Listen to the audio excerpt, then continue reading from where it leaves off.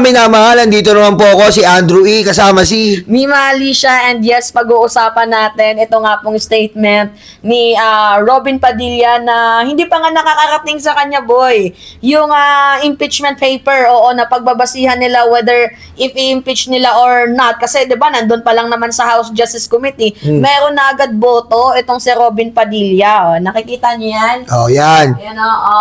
Oh, kita nyo po. Yan po kasi ang dapat wag nyong tularan. Tandaan po natin, ang utang na loob po ay sa taong bayan. Huwag ka magkakaroon ng utang na loob sa mga sa mga politiko na nagsalba sa iyo o nagpardon sa iyo para maalis ka sa kulungan. Even the fact pinardon ka, may utang na loob ka. Pero maganda ipinapakita mo kasi, Robin, na hindi ampaw yung utak natin. Di ba? Actually, kahit yung kay Kibuloy nga din, di ba? Naalala mo, si Kibuloy ang daming mga di umano'y ni-rape. Tapos sinabi ni Robin, mabait niyan si Kibuloy, pinahiram ako ng chopper, like nagbe-base lang siya sa mga nakatulong sa kanya. And then naalala mo, nagbe-base sa pakinabang. at saka naalala mo din yung sabi niya na kahit sunugin niyo ako, amoy Duterte pa rin Hindi ako. po ganun. Ayan po ang kinalulungkot po natin sa nangyayari po sa mga senador natin. Dapat po kasi ang mga senador natin, iniintindi po, inuuna ang taong bayan eh. Hindi po uunahin ang utang na loob dyan. Kung may utang na loob ka sa taong bayan, Robin, hindi mo pa nababasa, hindi mo pa nakikita, hindi mo pa nga nahahawakan. Sasabihin mo, no? Anong klase ka naman? Hindi pa nga nakakaakyat eh. Nasaan pa lang ba yung impeachment ngayon? Nasa pang third pa lang. Grounds pa lang. Nakita pa lang na mayroong sufficient grounds. Diba? Nandun pa lang tayo sa part na yon. Although alam natin na makakarating yan sa Senado, naamoy na natin yon. Pero hindi porket na friends kayo, close kayo, sasabihin mo na agad na, sabihin mo kaagad na no ka kaagad. Hindi ganon, Robin. Hindi siya nagbabasa, pre. Tingnan mo yan yung utak ampaw. Can you imagine, wala pa sa'yo yung papers, hindi mo pa nababasa, meron ka ng desisyon. Kumbaga parang pumunta ka sa isang lugar na sinasabi mong pangit, pero nung nandoon ka na, maganda naman pala. Nag-judge ka kasi base lang sa narinig mo. Kasi yung mga ganyang narrative, Mima, yan po ang narrative na baliko. Kasi dapat po, kapag isa kang senador, straight ka eh. Robin, tandaan mo, straight ka. Kasi isipin mo na lang, halimbawa, isang taong bayan na ordinaryong mamamayan, inabuso ng mga Duterte. Anong gagawin mo? Kakampihan mo pa rin yung Duterte kasi pinalaya ka? Kakampihan mo yung Duterte kasi talagang maka-Duterte ka? Close-minded siya. Close-minded. Itong si Robin Padilla, tingnan nyo kahit mabash siya ng mabash, wala siyang pakialam basta ang alam niya, Duterte pa rin ako. Hanggang doon lang yung kaya niyang sabihin, hindi nga to nakakaintindi minsan sa mga bills na pinanggagawa niya. Basta ang alam niya, Duterte pa rin ako. Alam nyo, mga kababayan, mga minamahal, ayan po ang baguhin natin. Ayan po ang pilit na binabago natin sa sistema. Baguhin natin ang sistema ng utang na loob. Kasi po ang utang na loob, wala po mangyayari dyan. Kailangan po, laging ang utang na loob ay direkta sa mamamayan.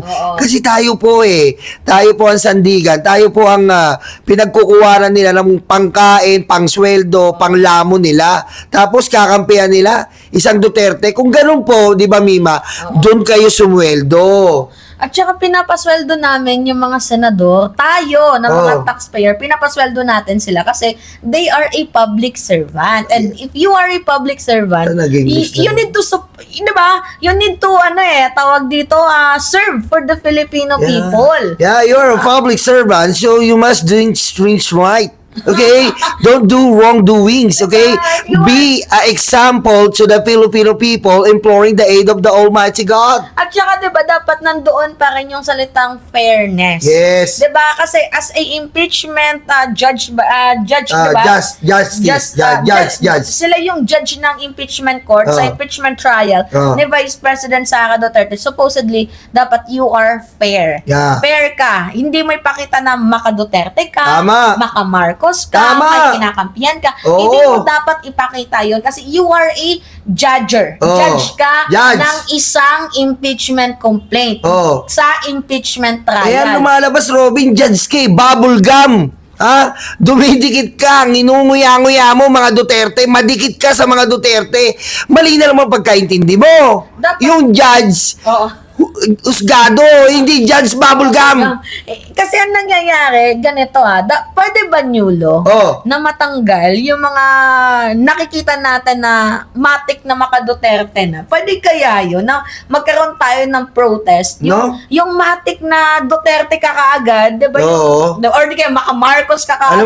Alam mo maganda yung point mong yan eh. Dapat po, hindi nila pinapakalat yung Duterte Black. Pangtanga po yun. Oo. Magkakaroon ka ng Duterte Black sa Senado. Bakit? Ba't kayo mag-Duterte Black? Duterte nagpapasahod? So, kung ako lang yung tatanungin yung mga talagang matik na Duterte, syempre, di ba, impeachment trial yan. Dapat supposedly nandyan yung fairness, yung balance. Kung ikaw ay isang matik na talaga, and nandun ka, nakatawan mo na Duterte. Dapat mag-inhibit. Oo, inhibit ka na dapat kasi para saan pa? Hindi mo na nga kailangan basahin. Hindi pa nga tapos eh. Hindi pa nga tapos, hindi mo na kailangan basahin kasi may boto ka na. May boto ka dapat yung mga senador dyan, may mga utak din naman sana. Kasi garapalan po ngayon, yung kaiyan po yata, nilamon na nila. Kasi dapat may iyahiya ka. Inaayos pa lang yung impeachment, nagno-no-no ka na. Malaking kabastos, parang sinasampal po nila yung taong bayan yan. Biro mo, trabaho nila yan.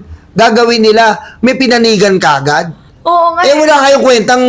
Walang kwenta yung pagtatrabaho nyo. Dapat din na lang sana kayo tumakbo. Kasi hindi yan para sa bayan ang ginagawa ninyo.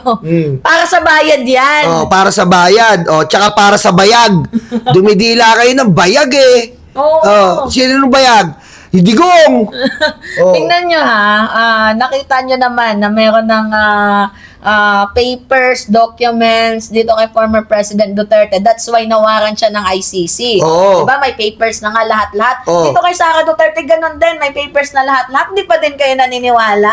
Tsaka Mima, sama na natin yung yung nila na parang bibigyan nila ng bibigyan po nila ng bagong amyenda yung pagpapadala sa International Criminal Court sa pamamagitan nitong mga Duterte Black na gusto nila na dito muna babaguhin nila yung sistema na ginawa kay Duterte. Hindi naman po nasa batas po natin yun eh. Kapag may pending kang crime against humanity, malaya pong mag-imbestiga, malaya pong kumilos ang international community dito sa atin. Tapos meron pa akong nabalitaan, Yulo, na balak pa nilang gawing holiday season yung pagkaka-aresto kay Digong. Take naman talaga. Paano bigyan natin ng holiday season yung pagkaka-aresto kay Digong? Ano okasyon ba yun? Bakit sino ba yan? Kasi nalulungkot daw ang mamamayang Pilipino na nahuli daw si Digong. Putik naman ba't ba eto si Sara, dinadamay kami. Nalulungkot daw ang mga Pilipino, nagpipigat. Hindi, pati si Sara, di ba, nagpipigati pa rin kami. Dahil si Digong ay nahuli lahat ng Pilipino. Kayo lang! Huwag nyo kami damay dito, maayos buhay namin eh. Yung mga AJK family victims, tuwang-tuwa because they finally get the justice that they want. Diba? Pero hindi pa naman natin sinasabing convicted. Alam mo, Mima, swerte nga kayo mga Duterte. Buhay pa yung tatay at korduroy na betlog ng tatay nyo. Buhay pa, nalalamas-lamas pa eh. Yung mga EJK victim, nakita nyo po ba? Wala na, tagibumbo. Sabi nga ni Mima, si Dr. Fortune, forensic, kita mo? May bala pa sa ulo, nilibing nila. May bala pa sa dibdib, nilibing nila. Ganon po nila tratuhin ang buhay ng kababayan natin. Tapos ikaw, magtatanggol-tanggol ka. Holiday pa. Tay ina mo naman. Alpotera. Elarwa. Tay ina mo naman. Alright. So, yun po mga minamahal. Grabe tong si Robin, no? Masasabi ko lang, ob-ob ka, boy. Robin, ayusin mo. Yung sinasabi mong, hindi ka deserve ng Pilipino. Talaga naman. Hindi ka talaga deserve. Mariel, mamuhay na lang kayo ng maayos. Sinira ni Robin Padilla yung yung reputation ng pamilya niyo. Kahit nga yung anak niya eh. Alam mo sabi? Paano yan pag tumakbong vice president? Mag-abroad na kami. Diba? Kahit anak mo ayaw sa'yo. Kasi bobita ka. Alam niyo po, gawin nating ibalik natin yung respeto ng mga senador. 'di ba? Pero yung mga ginagawa po kasi nila, nawawalan po talaga ng respeto ng taong bayan. Ngayon tayo po ay kumilos para ibalik natin ang respeto ng mga senador. Wala akong masama na mag-comment kami ni Mimi, mag-rebate kami, react. Dahil bilang ordinaryong mamamayan, hindi po kasi nararapat. At wag po sana kayo mapipikon mga DDS. Kung mapipikon po kayo, pwede po kayo magpatiwakal. Anyway, Maraming salamat po. Ako nga pala si Andrew E. At nandito naman po si... Mima Alicia ninyo. Palike-like naman po ng video namin. Bye-bye. Babayan.